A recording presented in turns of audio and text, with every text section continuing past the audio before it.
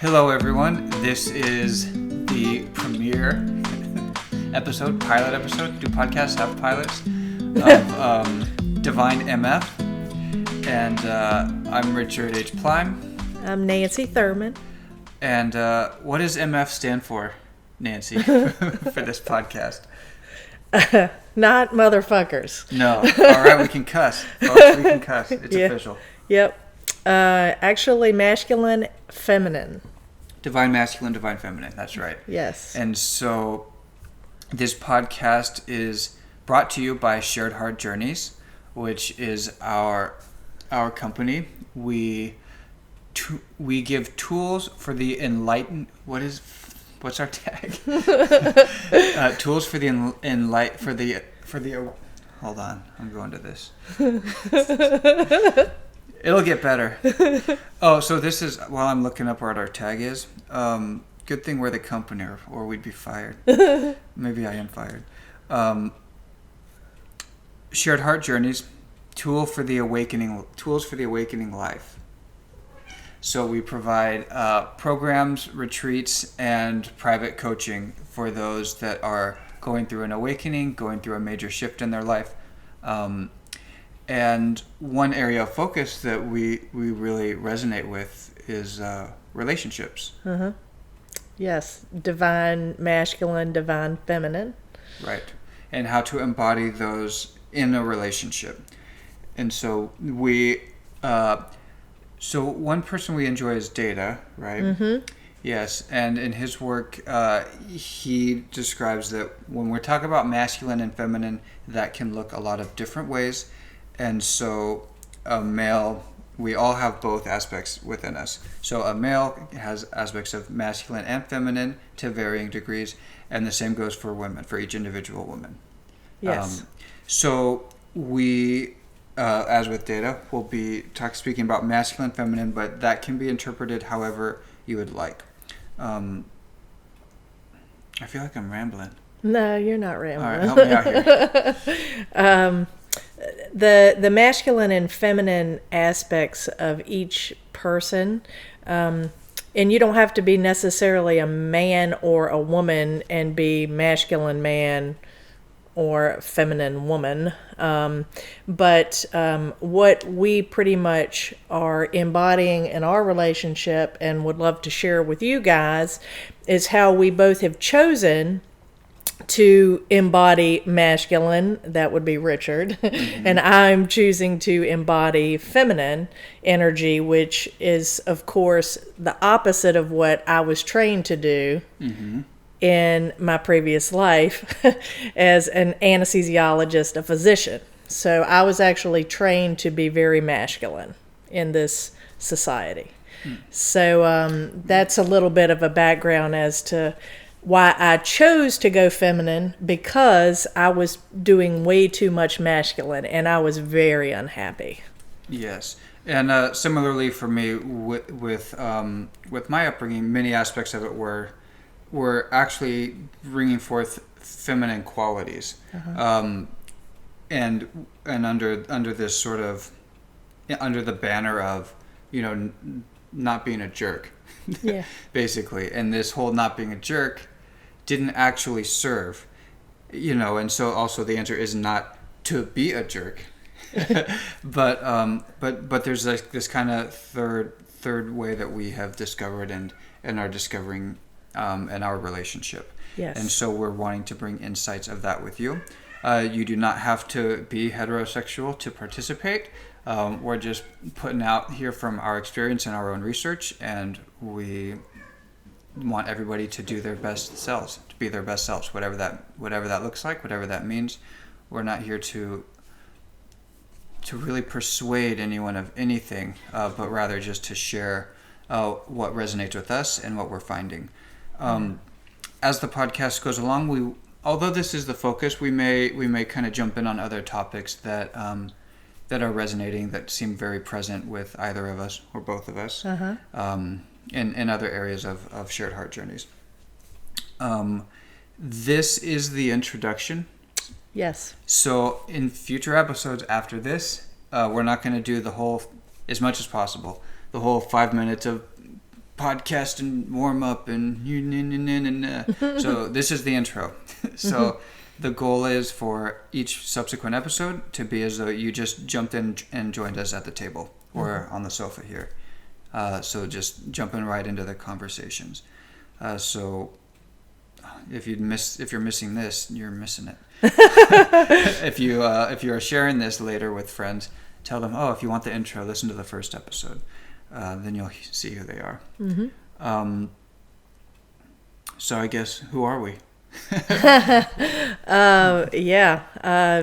So as I alluded to a little bit earlier, I'm an anesthesiologist, physician, 20 years into a career.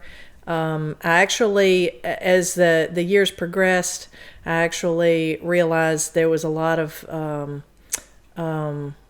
aspects of being a physician that I particularly did not care for, like being the breadwinner, and being a breadwinner as a physician in previous relationships just did not serve me, and I knew that. I just didn't have the tools at the time to be able to negotiate that, navigate that emotionally, be mature about that. And I just got more miserable as the years progressed.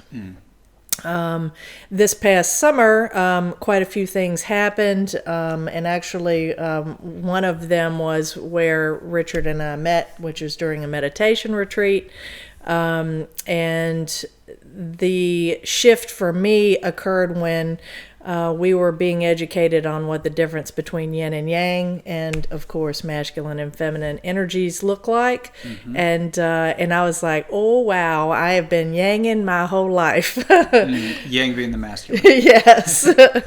And footnote. Yes, footnote.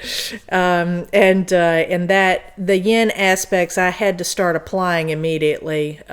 And as soon as I started applying those skills and let go a lot more of the control that I was trying to have in my life, and just started releasing all of that needing to get things done, to do things, I actually ended up with a wonderful masculine energy in my life,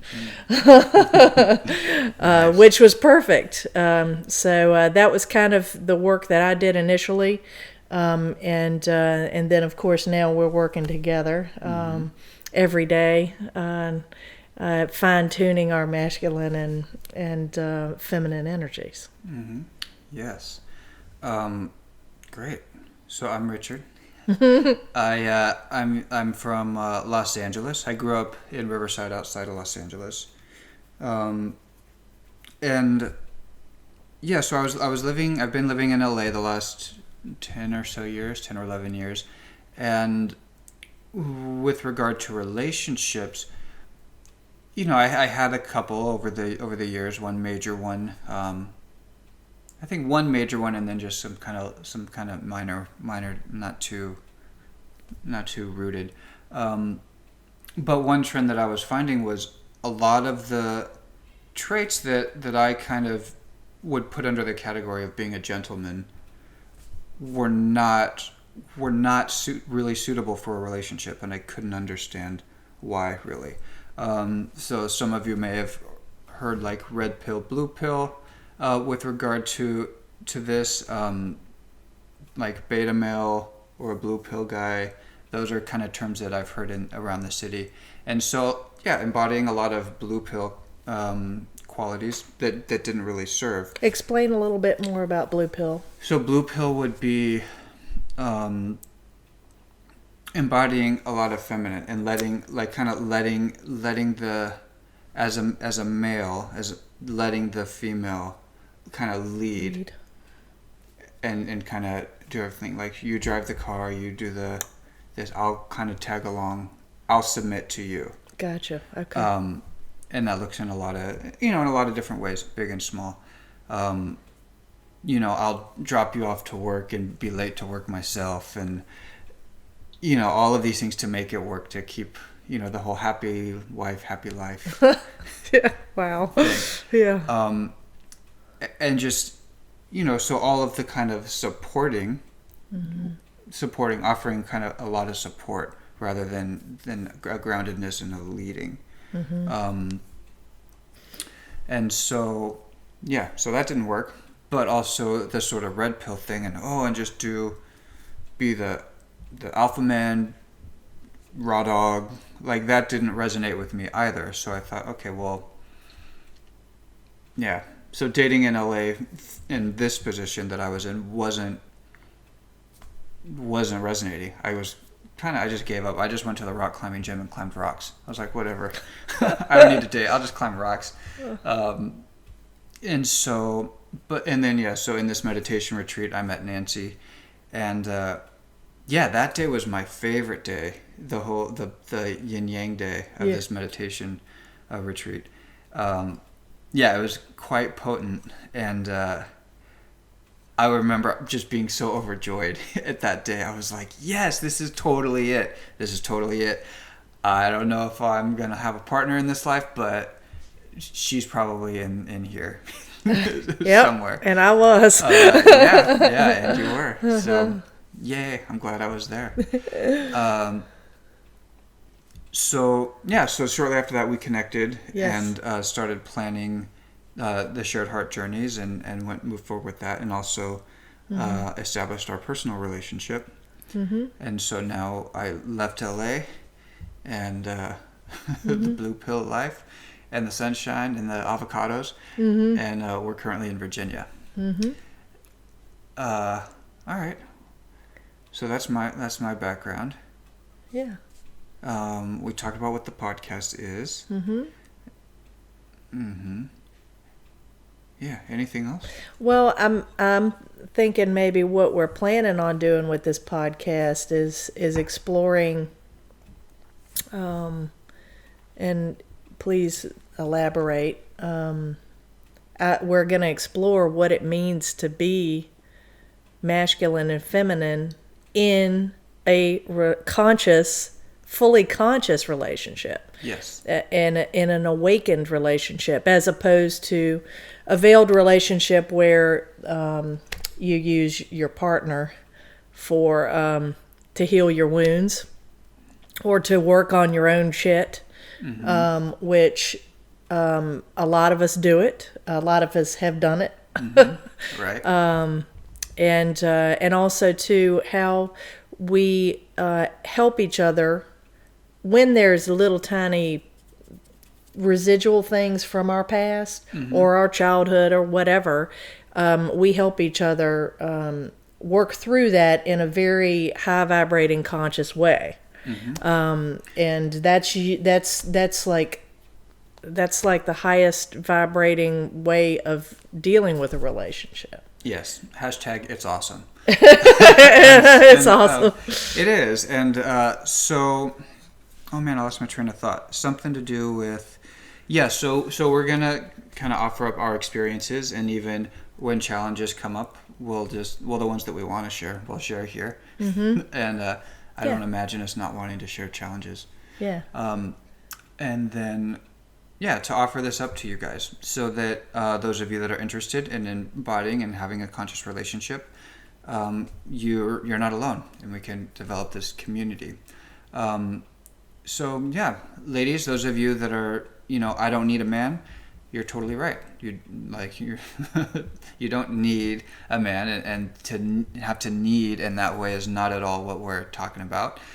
And gentlemen, this is an opportunity for us to shape up and to embody the divine masculine, to be worthy of leading someone that doesn't need you, so that you both can work together to achieve whatever it is that you are wanting in your life, whether it is to raise a family, whether it is to travel the world together, whether it's to be some kind of power couple in the big city, whatever it is, there's a way to be two fully whole people united in unity, unison together. And so that's what we're going to explore here. Yeah. All right. Is that the intro? That sounds pretty good to me. Okay, cool. All right. Taz here agrees. Meow. Cool. So this is the introductory episode. Again, if you share this with anybody later on, please remind them that, hey, the intro's episode 1, because after that, we just want to dive right in. Yep. So.